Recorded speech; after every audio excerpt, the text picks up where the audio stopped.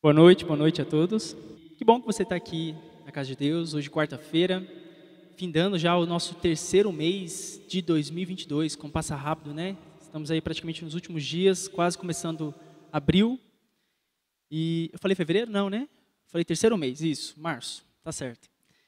Bom, aos que não me conhecem, meu nome é Taylor, a irmã já fez uma apresentação minha aqui, obrigado, irmã Lívia. Esteve rogando por nós aqui, que o Espírito Santo venha estar falando a nós aqui, a respeito, e estarei compartilhando com vocês a respeito do livro de 1 Samuel. Estamos aí com uma pegada diferente, né, para esse ano, aos cultos de quarta-feira, que é cada quarta-feira estudar um livro da Bíblia.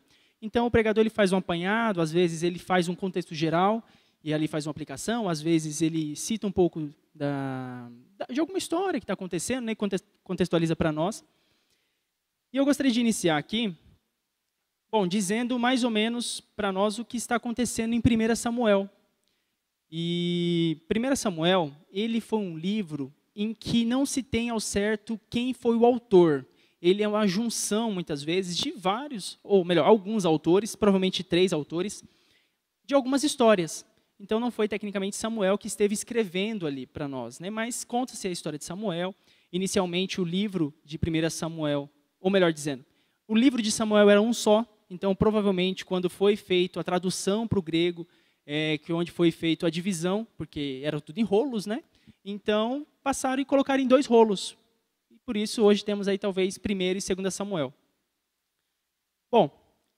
Mas tocando um ponto a respeito sobre a importância do livro de 1 Samuel, nós podemos destacar que a importância principal que nós temos no livro é sobre honrar a Deus. E assim nós podemos perceber que cada história que é passada nesse livro tem-se essa pegada de que a importância de honrar a Deus. Até posso destacar aqui já 1 Samuel 2,30, e nos diz o seguinte: aos que me honrarem, aos que me honram, vamos abrir a Bíblia já? Que aí vamos folheando ali um pouquinho 1 Samuel e vamos passando alguns detalhes. Então 1 Samuel 2, no verso 30.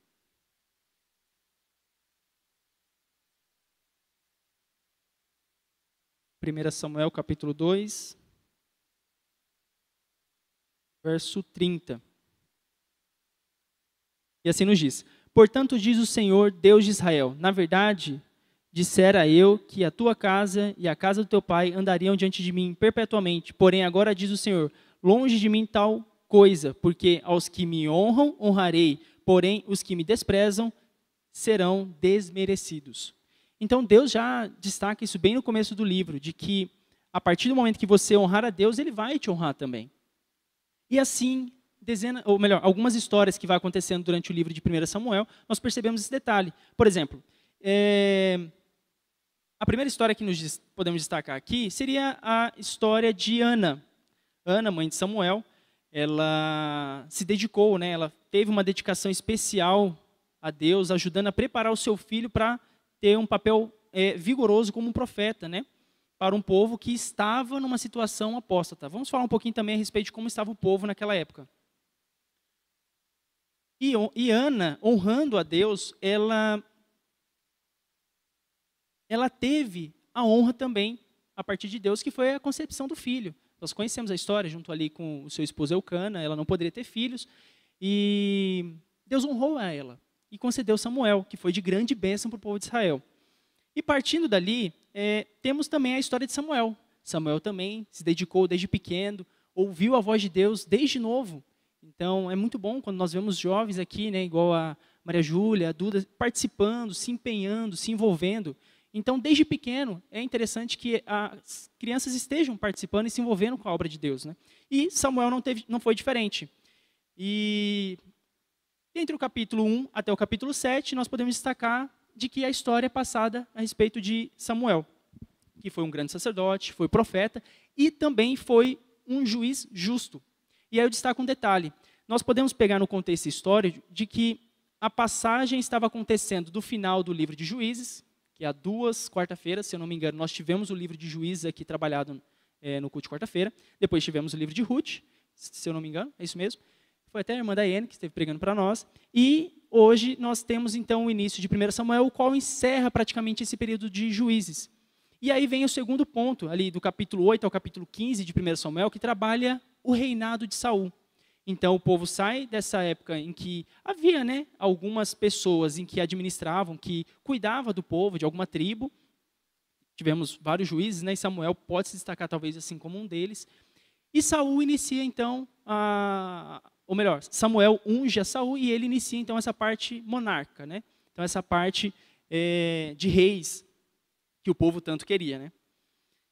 E podemos destacar também que a partir do capítulo 16 até o 31, descreve então a ascensão de Davi. Então aí vemos a parte em que Deus escolhe Davi para ser o rei também de Israel, né? E isso é trabalhado entre o capítulo 16 e 31. Bom, passando esse detalhe histórico, né, e essa introdução a respeito do livro de 1 Samuel, eu gostaria de pensar com vocês, não todo o livro, mas um detalhe, uma história que eu achei bem interessante. Eu estive folheando o livro, estive pensando sobre qual história eu estaria, às vezes, destacando aqui com vocês, e eu achei muito... Para mim é uma história fantástica. Desde pequenininho, eu gosto muito da história de Davi, e eu acho que seria interessante nós meditarmos e lermos um pouquinho e lembrarmos como foi esse início da história de Davi. Então, se vocês quiserem olhar um pouquinho mais para frente e abrir em 1 Samuel capítulo 16,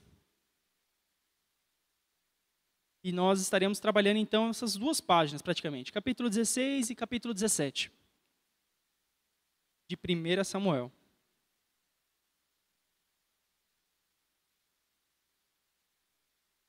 E essa é uma história extraordinária, né? Eu creio que todos a conhecem bem, todos estão bem familiarizados com essa história.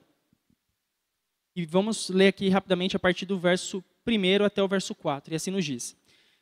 Disse o Senhor a Samuel, até quando terás pena de Saul, havendo eu o rejeitado, para que não reine sobre Israel? Enche um chifre de azeite e vem, enviar-te-ei a Jessé o belemita, porque dentre os seus filhos me provi de um rei. E disse Samuel, como irei eu? Pois Saul saberá e me matará. Então disse o Senhor, toma contigo um novilho, e vim para sacrificar ao Senhor. Verso 3, convidarás Jessé para o sacrifício, eu te mostrarei o que hás de fazer, e ungir-me-ás a quem eu te designar. E verso 4, fez, pois, Samuel o que dissera o Senhor, e veio a Belém. Saíram-lhe ao encontro os anciãos da cidade tremendo, e perguntaram, é de paz a tua vinda? Então, contextualizando mais ou menos o que está acontecendo aqui. Bom, já contextualizando de uma forma bem negativa, né? A repreensão que Samuel toma ali de Deus sobre Saul é algo muito ruim. E eu já gostaria de destacar esse detalhe para nós. O quão pesado seria nós ouvirmos de Deus tal frase, né? Deus dizendo para o próprio profeta, rejeitei Saul, não quero mais ele lá. Ele é um cara difícil, ele é um cara complicado. Ele está fazendo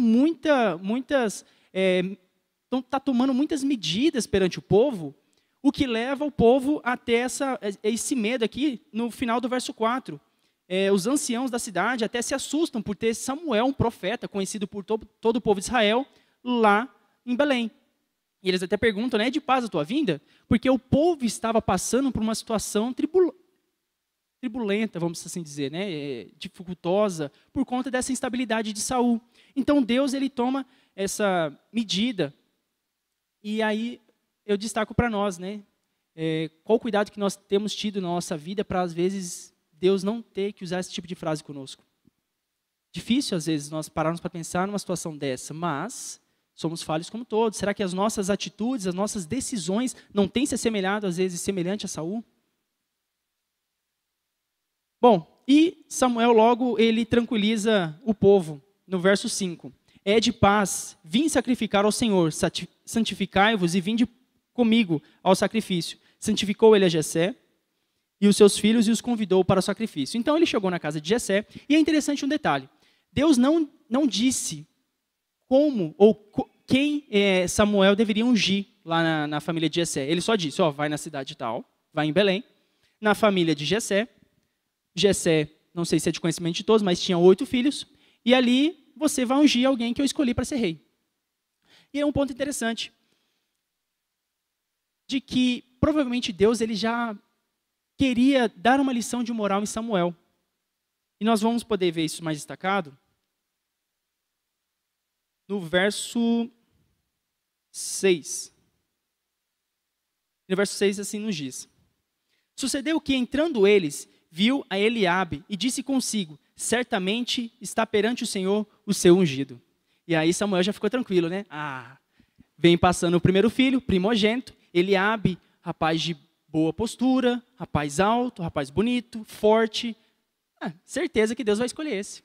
Certeza. Ele já teve a convicção já no começo. Ficou fácil. De 8 filhos, já tem o primeiro, é primogênito, eu posso talvez já ungir esse aqui. E se nós pegarmos o parâmetro que foi usado por Samuel, é um parâmetro meio, às vezes até utilizado numa área em que nós costumeiramente podemos ver em áreas de liderança, em áreas empresariais, que às vezes é um tipo de pessoa em que nós julgamos ser pessoas de cargo de liderança. Então, às vezes, pessoas que, infelizmente, têm um porte, às vezes têm uma aparência física, às vezes têm um tipo de cabelo, às vezes têm um tipo de olho, às vezes têm um tipo de bens, né, que às vezes nós paramos, às vezes, para notar que parece que é uma pessoa em que é para cargo de liderança, é para ser chefe, é aquele que tem cara de diretor, é aquele que tem cara de presidente. E, infelizmente, nós fazemos esse tipo de julgamento, vamos assim dizer. E Samuel fez da mesma forma. E podemos perceber, no verso 7, a repreensão que Deus tem com Samuel. E o verso 7 nos diz: Porém o Senhor disse a Samuel: Não atentes para a sua aparência, nem para a sua altura, porque eu o rejeitei. Porque o Senhor não vê como vê o homem vê o exterior, porém o Senhor o coração. E é interessante ter esse detalhe no livro de Samuel. Talvez lá, quando Deus pediu para Samuel ir em Belém, e na casa de Jessé, sabia que Samuel ia tomar essa medida. E ficou registrado porque muitas vezes nós tomamos essa medida. E para essa mensagem chegar até nós, para lembrarmos desse detalhe, de que Deus vê o coração. E é interessante que isso foi uma bronca para Samuel, né? E aí eu até destaquei esse detalhe, de que se o profeta tomou bronca, o que imagine de nós? E muitas vezes nós não queremos ouvir bronca de Deus. Bom, seguindo aqui a história, já que Deus disse a Samuel que não seria esse, tem-se então os restantes dos filhos. E assim vai passando. Passa o segundo filho, Abinadab, passa o segundo filho, Samá, e assim vai passando. E chega até o 7º filho. E aquela voz que falou para Samuel: não, não é o primeiro filho, ficou em silêncio quando passou os outros 7 filhos. E Samuel ficou esperando. E ali, em nenhum momento, a voz se manifestou. E Samuel então faz uma pergunta para Jessé. No verso 10. Assim fez passar Jessé os seus 7 filhos diante de Samuel. Porém Samuel disse a Jessé: o Senhor não escolheu estes. E assim no verso 11. Perguntou Samuel a Jessé: acabaram-se os teus filhos? E ele respondeu: ainda falta o mais moço, que está apacentando as ovelhas. Disse, pois, Samuel a Jessé: manda chamá-lo, pois não nos assentaremos à mesa sem que ele venha. E aí destaca um detalhe. E aqui talvez fica aí um pequeno detalhe para quem é pais aqui. Por que será que Jessé chamou 7 filhos, sendo que ele tinha 8? Era um encontro com o profeta, era um momento especial. O profeta veio com o novilho e veio próprio para poder jantar com toda a família. Mas Jessé chama 7 filhos.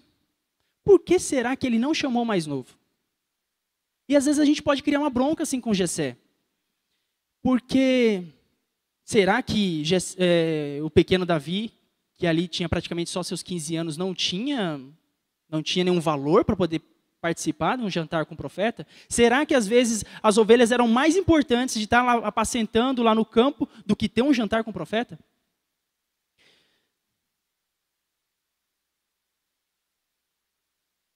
E aí,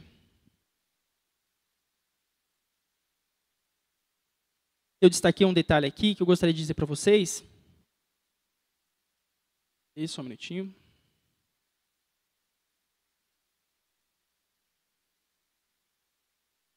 Que foi o verso 11 que nós lemos, né? E aí eu faço novamente a pergunta: por que então será que Jessé não chamou o caçula? A parte que ameniza é que a bronca que foi tomada a Samuel nos faz então perceber que mesmo aquele filho, às vezes, que teve uma certa dificuldade porque às vezes ouviu algo dos seus pais, ou às vezes de um professor, de alguém que é líder, que muitas vezes é referência para ele, que muitas vezes o caracteriza para ter dificuldades posteriores. Então, às vezes, pode ser que, como eu destaquei aqui, você tenha ouvido que você não é nada, você é atrapalhado, não dá certo nada na sua mão, você nunca termina o que começa. Às vezes, filhos ouvem essas coisas dos pais, ouvem de tios, ouvem de avós, de professores. E será que às vezes Davi não foi menosprezado por Jessé desde pequeno? Porque se ele não era nem considerado para estar num jantar junto com o profeta? Bom, mas essa chamada de atenção que Deus deu a Samuel já nos faz refletir também a respeito desse ponto, que Deus não vê o exterior. Mesmo aquele menino pequeno, ruivo, 15 anos praticamente, que só cuidava das ovelhas, Deus vê o coração. Bom, e nós precisamos entender que esse valor, ele vem de dentro, né? Quando Deus vê o coração, é um valor, é um caráter, é um detalhe nas suas atitudes em que Deus nota, em que Deus percebe, e Ele se importa com esses detalhes, não com a aparência.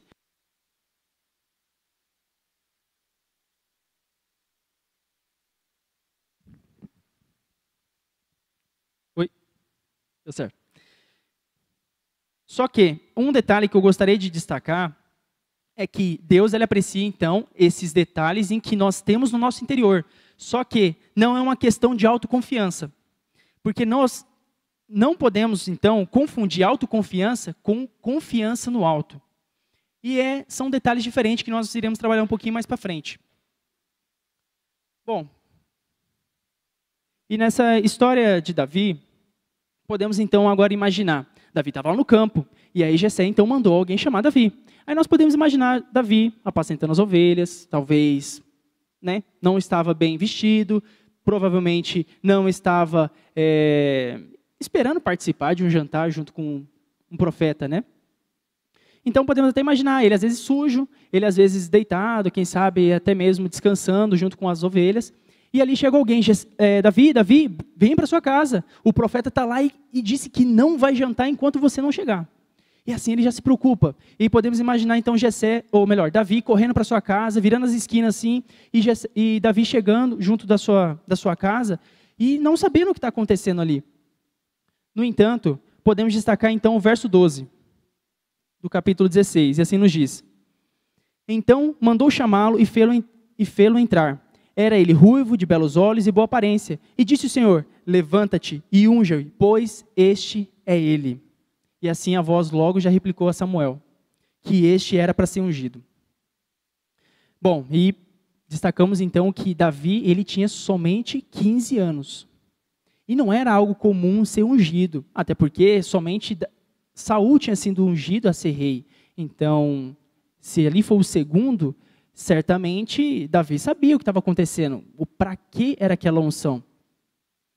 Só que nós podemos perceber, na sequência da história, de que Davi ele não teve um tratamento diferente porque ele foi ungido. Ele não teve uma vida diferente. Porque nós podemos pegar num contexto histórico, quando alguém era rei, até mesmo na história do Brasil, quando era para ser rei, ele era o quê? Um príncipe. Sendo um príncipe, ele tinha uma vida de príncipe, ele tinha um preparo para ser rei. Já Davi não teve esse tipo de preparo.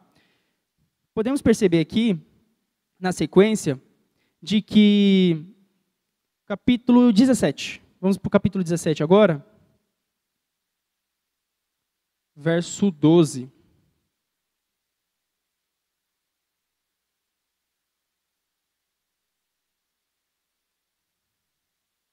E assim nos diz: Então Davi, que era filho daquele Efrateu, de Belém, de Judá, cujo nome era Jessé, que tinha 8 filhos, nos dias de Saul era já velho e adiantado em anos entre os homens. No entanto, explodiu uma guerra, e aí junto com os filisteus, e 3 dos filhos de Jessé foram convocados. Aqui no verso 13 nos diz: Apresentaram-se então os 3 filhos mais velhos de Jessé a Saul, e o seguiram à guerra, chamando então Eliabe, o primogênito, o segundo Abinadab e o terceiro Samá. Davi era o mais moço. Só os 3 maiores seguiram a Saul. Davi, porém, ia a Saul e voltava para apacentar as ovelhas de seu pai em Belém. Chegava-se, pois, os filisteus pela manhã, à tarde, e apresentou-se por 40 dias. Bom, Então, 3 filhos de Jessé foram convocados e estavam ali, então, perante a guerra. Só que, diferente de outras guerras, ali não teve um conflito direto. Os filisteus tiveram uma outra ideia. Vamos mandar o nosso melhor guerreiro, e ele vai desafiar o melhor guerreiro do povo de Israel. Quem ganhar, ganha a batalha. Sem muita morte, sem muito sangue, de uma forma até mesmo mais equilibrada, vamos assim dizer. E ali por 40 dias, aquele gigante ficou ali, então, na divisa com o povo de Israel, questionando, às vezes mesmo falando palavras, caçoando mesmo o povo de Israel, até porque ninguém tinha tido coragem de enfrentar esse gigante. Só que nesse meio tempo, os 3 filhos de Jessé estavam na guerra. E claro que Jessé estava preocupado com os 3 filhos, ele não sabia o que estava acontecendo, não tinha toda a tecnologia que nós temos hoje, então não tinha comunicação. E Davi, então, ele ficou ali a serviço meio que podemos chamar hoje de office boy. Ele tinha o mesmo serviço de ir lá, no meio do povo ali, que estava aguardando para ter a batalha ou não, para ter informação dos seus irmãos. E aí Jessé nos diz algo até interessante aqui, ó, no verso 18. Verso 17. Disse Jessé a Davi, seu filho, leva, peço-te, para os teus irmãos 1 efa desse trigo tostado, e estes 10 pães, e corre a levá-los para o acampamento a teus irmãos. Verso 18. Porém, estes 10 queijos, leva-os para o comandante de 1000, e visitarás teus irmãos, a ver se vão bem, e trarás uma prova como passam. Então, depois daquele momento em que Davi foi ungido, Davi não teve uma vida diferente como um príncipe. Ele continuou servindo como ovelha, como nós vimos aqui no verso 15, que ele ainda apacentava as ovelhas de seu pai, e também fazia esse servicinho de office boy. Então, ele ia lá, fazia um delivery, levava pães para os seus irmãos, levava o queijo ali para os comandantes, sabia mais ou menos via o que estava acontecendo ali junto com a guerra, está tudo certo, tudo bem, e voltava e trazia informação com seu pai. Então, ele não tinha uma vida assim, de príncipe, ele tinha uma vida comum, continuava fazendo serviços comuns. E aí eu até gostaria de destacar, semelhante ao que nós trabalhamos um pouco antes, a questão da aparência. Será que muitas vezes nós não tomamos algum tipo de medidas porque nós temos uma posição, nós tomamos um outro tipo de medida porque somos líderes em outros locais, ou às vezes agimos de forma diferente porque temos algo que o outro não tem? E aí eu até destaquei um detalhe aqui. Nunca ache que você é bom demais para tarefas simples. Nunca ache que você é talentoso demais, famoso demais, rico demais, ou ocupa uma posição e status tão elevado que não seja capaz de carregar uma caixa para algum funcionário seu.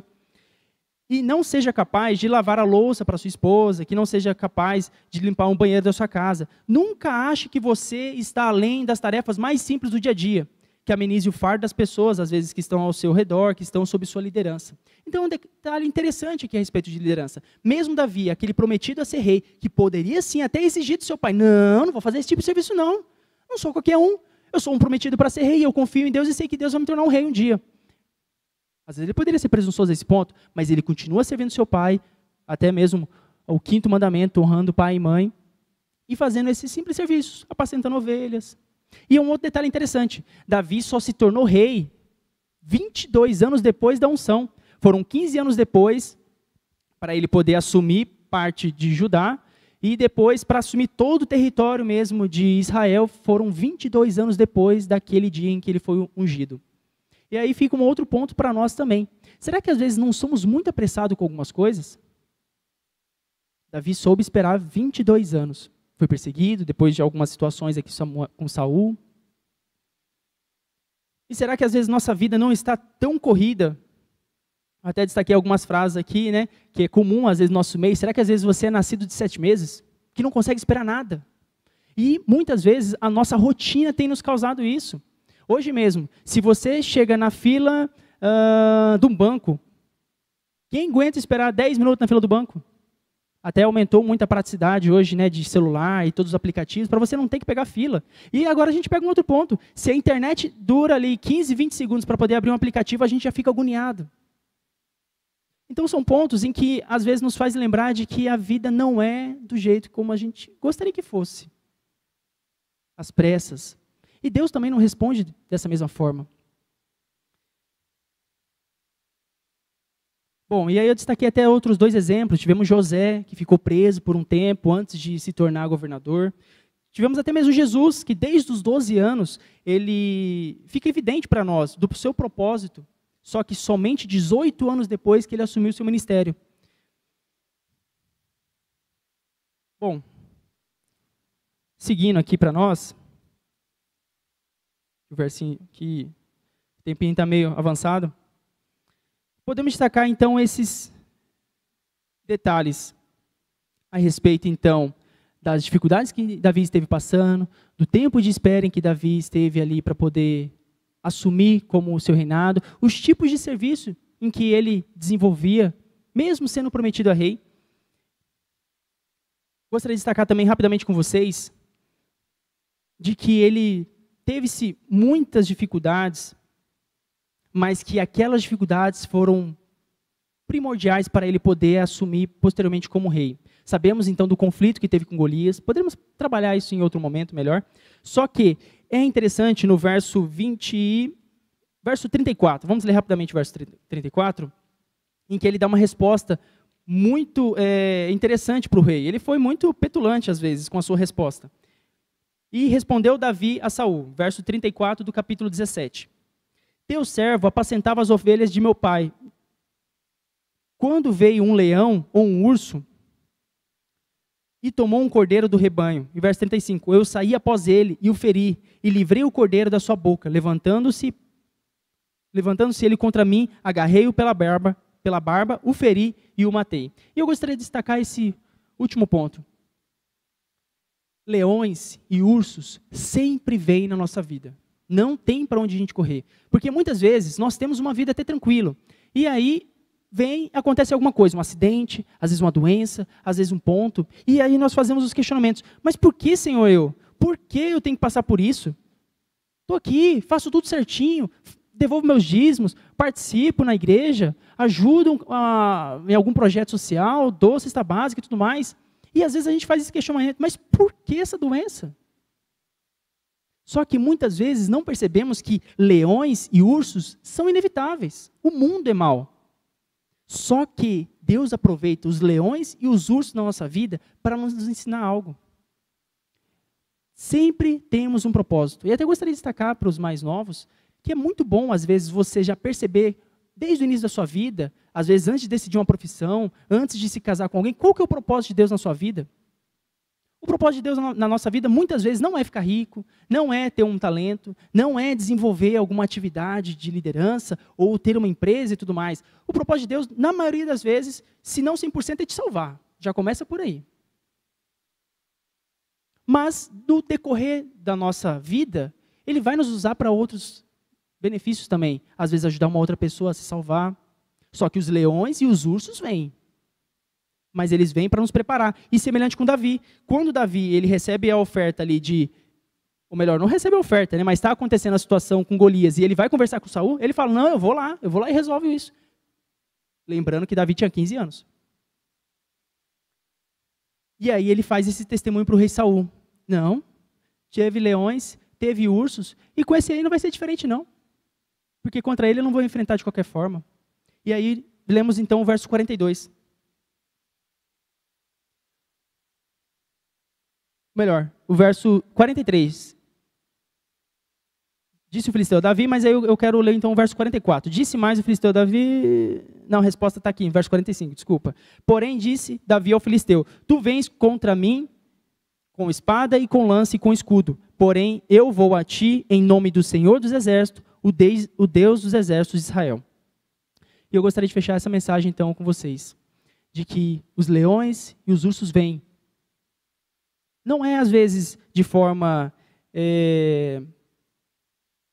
vamos dizer assim, para nos colocar de forma negativa essa situação. Não, mas eles virão e que nós tenhamos essa mesma confiança de Davi. Nós enfrentaremos esses leões, enfrentaremos esses ursos, mas enfrentaremos não com as coisas que nós temos, não são as ferramentas que nós temos físicas, mas são as ferramentas morais, como nós vimos desde o início. Deus destacou Davi, não foi pela aparência, não foi pelo seu tamanho, não foi pelo seu porte, mas foi pelo seu caráter, foi pelos seus valores, e da mesma forma Deus quer nos usar e que tenhamos essa mesma confiança. Como disse aqui no verso 44, em nome do Senhor dos Exércitos, Deus dos Exércitos de Israel, que possamos ter essa confiança que Deus trabalhará conosco, nos usará no dia a dia, e enfrentaremos esses leões e esses ursos. Gostaria só de destacar mais um texto para vocês, que às vezes um gigante, ele está na nossa própria concepção da vida. Às vezes o gigante é você mesmo. Talvez você prefere fazer os seus gostos, talvez você prefere tomar atitudes diferentes do que Deus toma. Só que nós possamos estar lembrando de que esse gigante do nosso eu não tome a nossa condução da nossa vida, mas que possamos ter essa certeza de que Deus, Ele quer nos usar e Ele quer tomar a nossa direção e guiar-nos dia a dia, combatendo esses ursos e leões. Fechemos os olhos e oremos. Santo e querido amado bom Pai, obrigado por este momento, obrigado por mais esse culto de quarta-feira.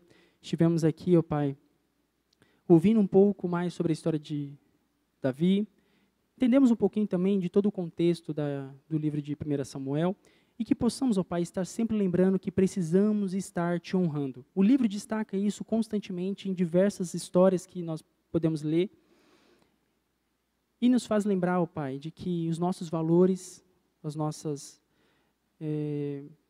atitudes, nossas personalidades morais, isso é o que importa para Ti, ó Pai, não nossa aparência.